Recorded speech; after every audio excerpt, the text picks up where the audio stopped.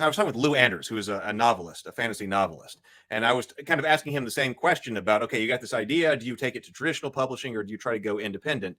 And what do you need in either way? And we were talking about the importance of social media, and because he was saying, I asked him, if you're trying to be a novelist, do you focus on being a great novelist or do you focus on being great at social media?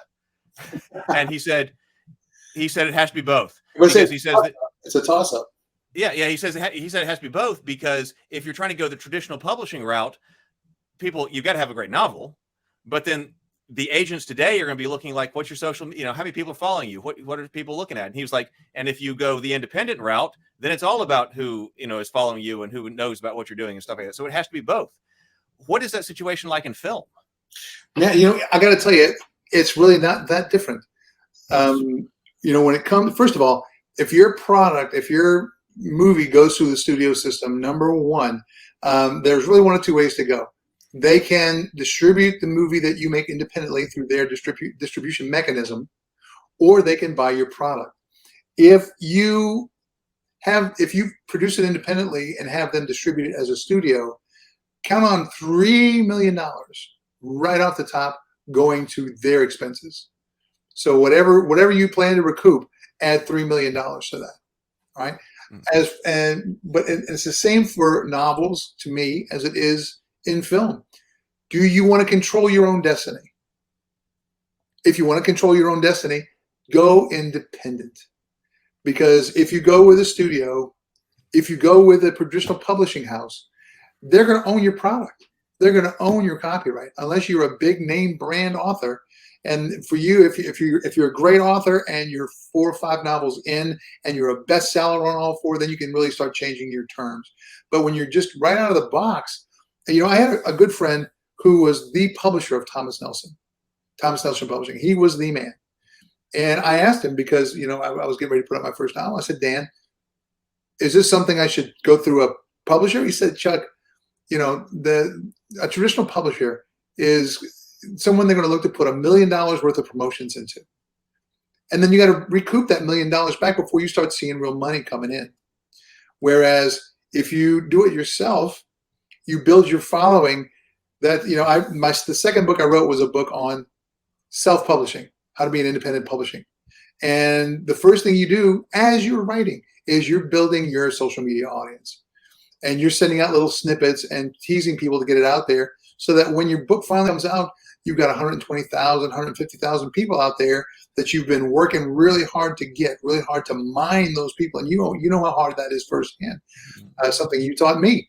And so, but still, if I'm selling my novel through a traditional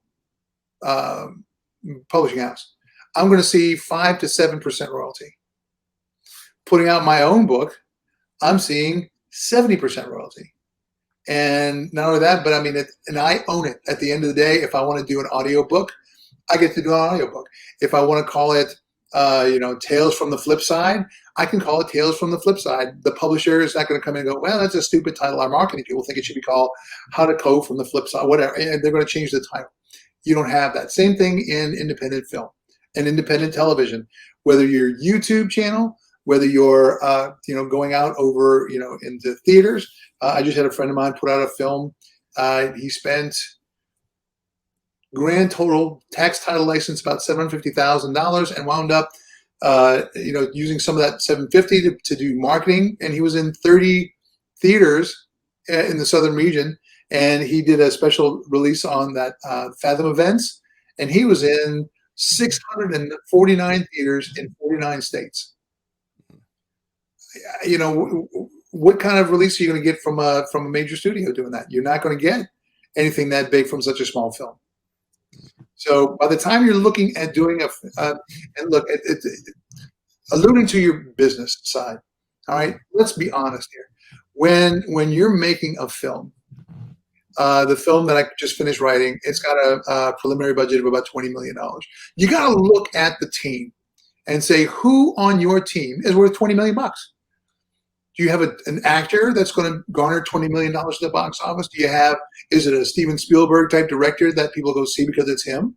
If you don't have that person, then you're wasting your time trying to get even a $5 million film made through the studio system.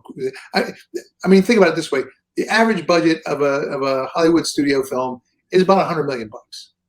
Okay, you, Joe Schmo, who've written a screenplay, your first screenplay, the odds of you being able to get a studio convinced to produce your movie at $100 million, even at $20 million, is slim to none.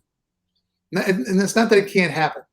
Okay, shoot for the moon if you want to shoot for the moon. I mean, I walked into a 7-Eleven in 1983 and came out as got a lead role, and that movie went back over here. See that movie right there? Yeah. All right. I was going to bring that up. You're one of the ones who had luck that something happened and then you got started. So yeah.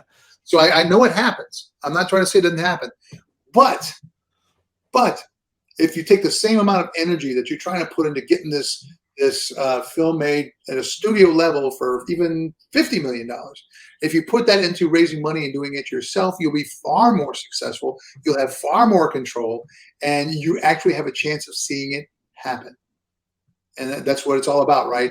Because the greatest wishes and thoughts are not going to do you any good if your film never gets made.